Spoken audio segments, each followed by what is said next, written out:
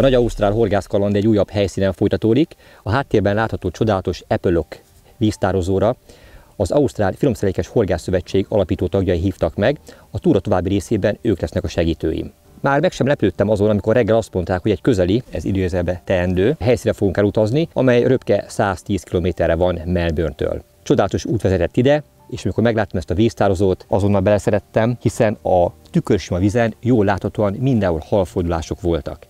Mind a hárman horgászunk, és mindhárman különböző technikával próbáljuk meg a tóban élő halakat megfogni. Aztán majd nagy érdeklődésre várom, hogy mi lesz ennek a horgászatnak a vége. Elnőzzük le közösen, jó ez? Ajaj, még a kutyának se tetszik. Nem túl bizalomgerjesztő, pedig a gazdától kaptam egy részét. Kaptam egy adag helyi használatú, helyben bevált natúr etetőanyagot. Kénytelen voltam már kérni, mert a készleteimet sajnos teljes mértékben feléltem. Már ilyen darabokkal vagyok kénytelen megoldani a horgászatot. Na nézd csak, ez már tetszik a kutyának. Szagulj csak bele. Megnyolta a szája szélét. Lehet, hogy a gazdádé nem tetszett. Az én konyám viszont tetszik. Majd kiderül a végén. A keverékem egyébként fél nagyponyból, kevéske Big River öregponyból áll, amit már a vámon levizsgáltak, és ezt dúsítom a helyi kajával. Mivel metódhorgászatra készülök, így nem keverek be nagy mennyiségű etetőanyagot, alapvetően egy kereső horgászattal szeretném feltérképezni az előttem elterülő víztületet. Majd ehhez teszek kevéske nagyponttyaromát,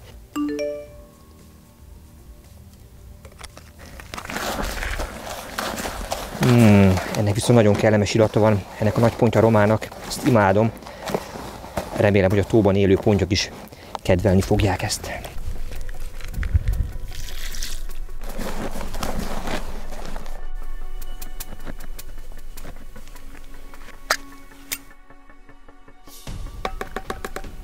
Halak menüje tárolva.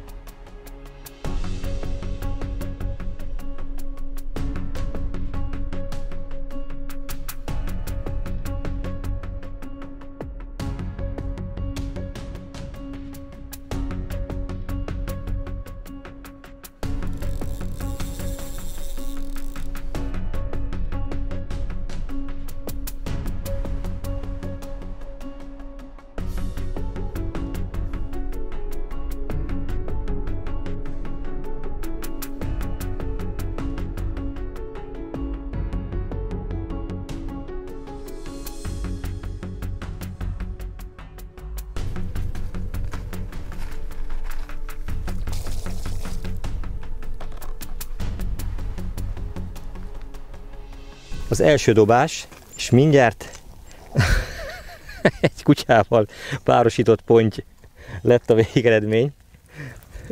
Örülsz neki? Én is örülök, csak ne légy a számba.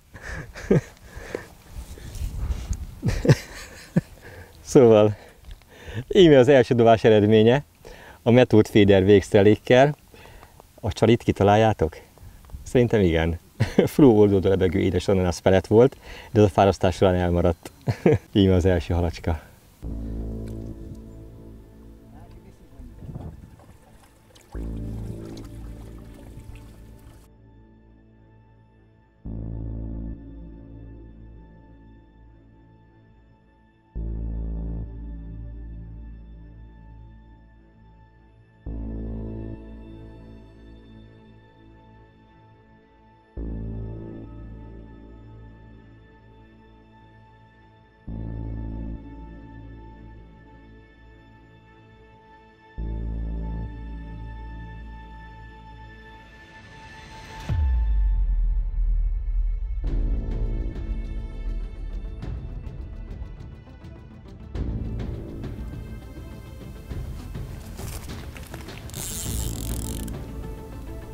Itt a következő.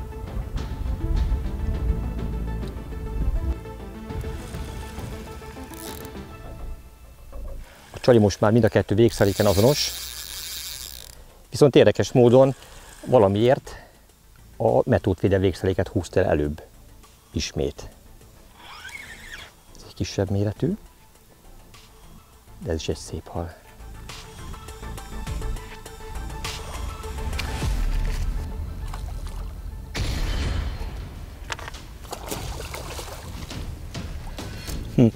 Itt viszont a csal egyértelműen látszódik.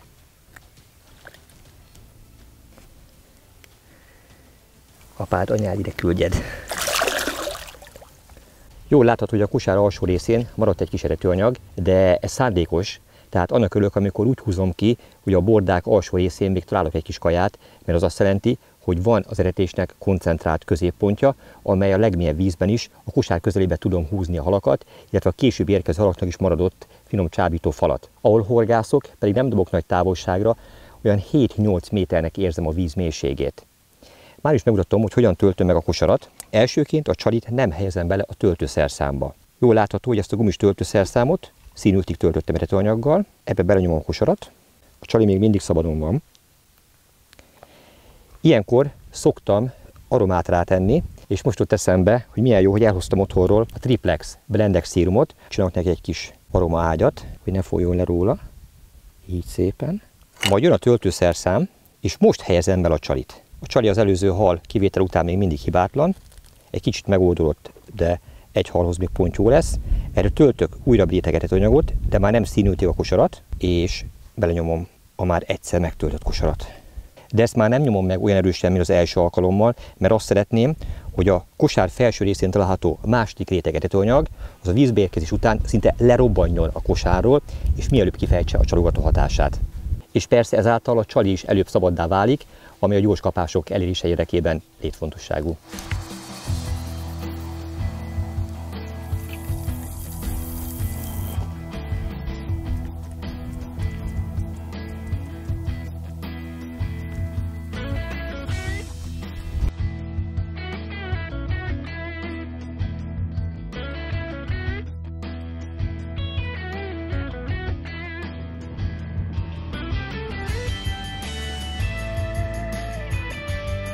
John Heath, az Ausztrál Finomszerékes Horgászszövetség versenyfelelőse és aktív horgász is, aki most egyébként vagderúszóval horgászik, és egyik bodorkát fogja a másik után. Nagyon kevés olyan víz van állításuk szerint, ahol ilyen mennyiségben fogható a bodorka, ugyanis ez is egy betelepített hal, és nem él minden ausztrál vízben, de ők imádják ezt a halfajtát is fogni, és erre horgászni.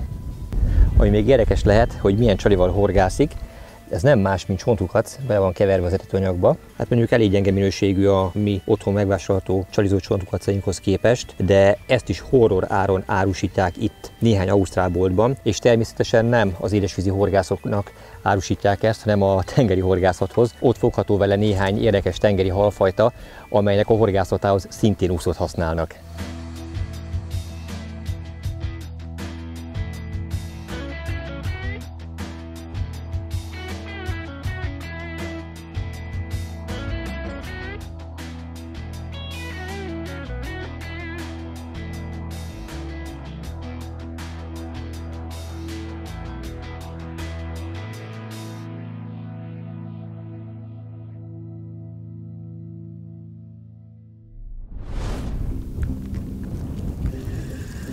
Elsült végre a másik bot is, ezen a pelletfédel komplet végszerékkel ellátott csali van. Egy jó nagy gombóccal dobtam be, most azt variálgatom, hogy az etetőanyag mennyiségével lehet-e halakat stimulálni, azaz a nagyobb mennyiségű kajával gyorsabban lehet elérni kapást, vagy sem. Most egy kifejezetten nagy, narancsnyi méretű gombóccal dobtam be, nem tudom, egy távolságra. A gyors reggeli kezdés után azért itt volt egy nagy pauza, olyan, mintha halak eltávolodtak volna a parttól, vagy fogalmam sincs, hogy hova mentek el, de egy biztos kapás egy jó darabig nem volt. Közben végigpróbáltam egy csomó csalit is, de egyáltalán nem hozott, és nem hozott kapást. Azért úgy néz ki, hogy nincs itt mindenhol kolbászból kerítés.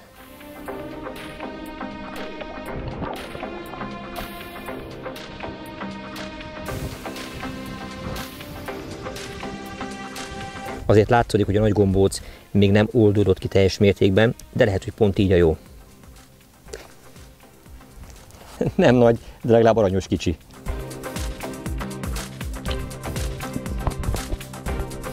Vissza a másikat is érzem.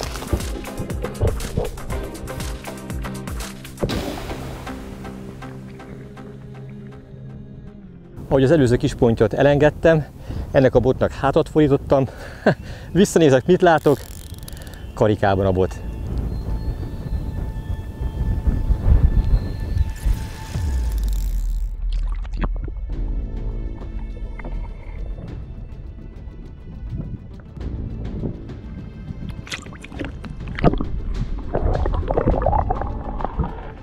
Adok nekik egy újabb nagy gombócot. Na, ez azért már jó mutat. Hadd egyék.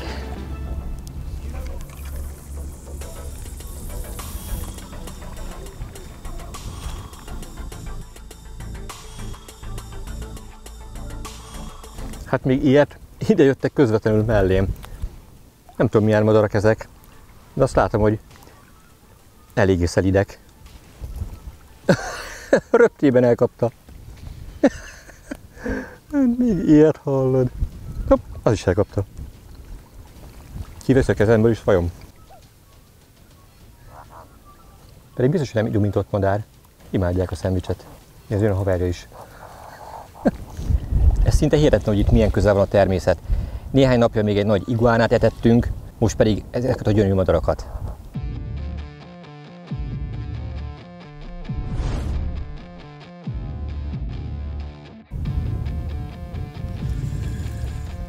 Valami történt, mert ahogy ezt a bazin nagy gombócot bedobtam, közben próbáltam a másik fékszelékkel bedobni, és ahogy azt a botot a helyre tettem, abban a pillanatban elgörbítette a nagy ágyút is. Hát talán 1-2 percet, ha bent volt.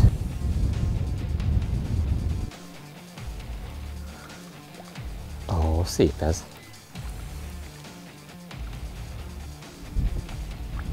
Júj, mekkora szája, ezt innen is látom.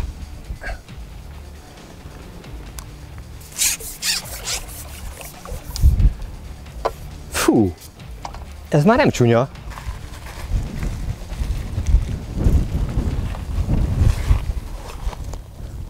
Milyen hosszú.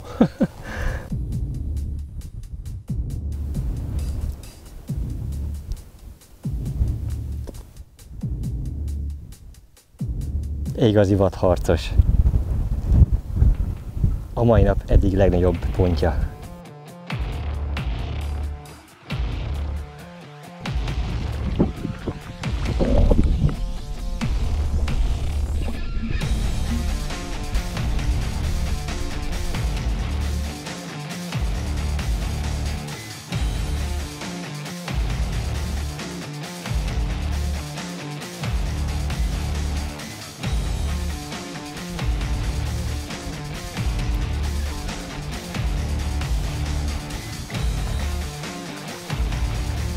Nagyon érdekes dolog történt. Vendéglátóm délután tudta megfogni első halát, ugyanis a délelőtt folyamán végig precízen egy pontban horgászva csak teknősbékákat tudott összegyűjteni. És amíg a teknősbékák az etetésén voltak, esély sem volt arra, hogy pontyot fogjon, ez az első, amelyik oda merészkedett. Most ez a koncentrált etetésnek, vagy az általa használt etetőanyagnak köszönhető. Erre nyilván egyértelmű választ nem tudok adni. Egy biztos, az a technika, amit én csináltam, a távolabbi keresőhorgászat, az most ma látványosan jobban működött.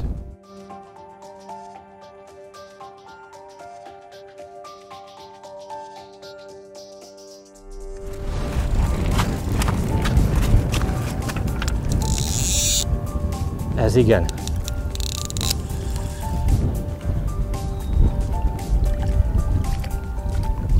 Az első hal, amit végre más csalival is meg tudtam akasztani, de az biztos, hogy nem tökölt, rendesen elhúzta. Kérdés, hogy nagyobb lesz-e vagy sem.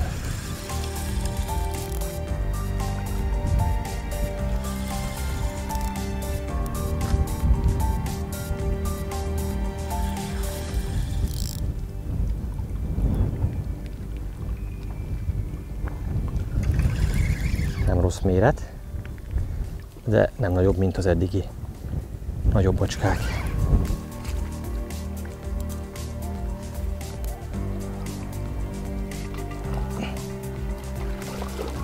A csali kombináció egy korábbi helyszínen már jól működő 2 szem nagyméretű gumikukorica és 2 szem tigris mogyoró. Egy ilyen szép nagy, 4 cm hosszúságú, nagy 4-es horoggal ellátott csali.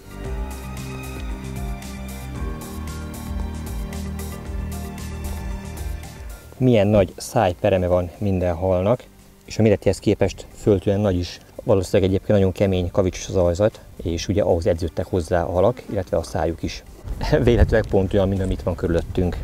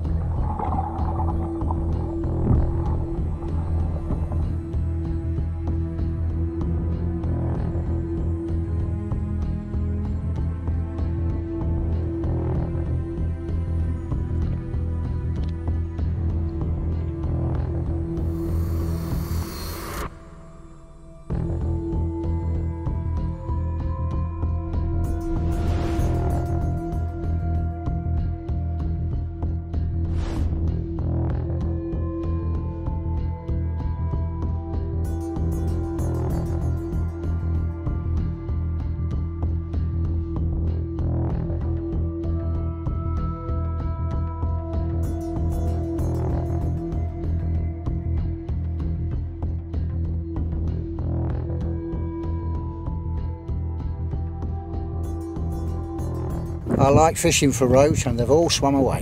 Nincs még délután 3 óra sem, de a vendéglátóim jelezték, hogy be kell fejeznünk a horgászatot, mert hogyha a hátam mögé tekintetek, akkor látjátok azt, hogy nagyon csúnya, sötét, fekete felhők érkeznek. Mint hogy eddig megtapasztalhattuk, itt Ausztráliában az időjárási jelenségek sokkal, de sokkal intenzívebbek, mint odahaza. Ha azt mondják, hogy menekülni kell, akkor nincs ketmec, menekülni kell.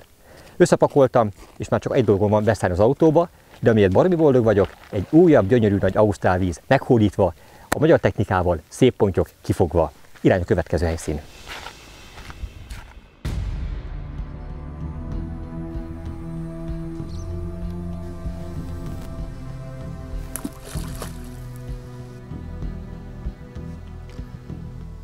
Minden szép, hosszú.